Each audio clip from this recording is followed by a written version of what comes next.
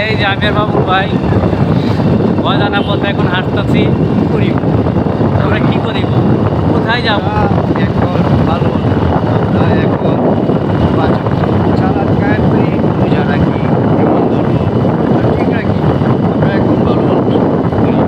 আমরা কিছু না। কিন্তু মানুষ মানে মানুষ।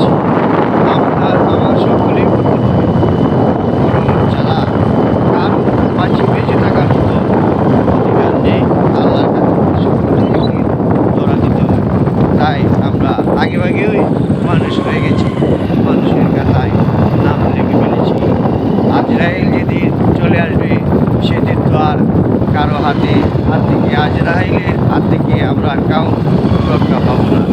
কাজেই আমরা সকলে মিলে আসুন, আমরা মরণের প্রস্তুতি আমরা সকলে ইচ্ছে মতেই পরে যা নিয়ে যাবো, এই দিতে পারি। পরে যা নিয়ে যাবো তার কিন্তু সামান ব্যবস্থা করি। কারণ এই দুনিয়ায় নাই, পরকাল হইল দুনিয়ায়। পরকালের যে সামানগুলা আমরা যদি ঠিকঠাকভাবে নিয়ে যেতে পারি তাহলে আমরা আশা করি সেই পরকালের জিন্দিগি আমরা লাভ করতে পারব। এতে কোনো সন্দেহ নাই।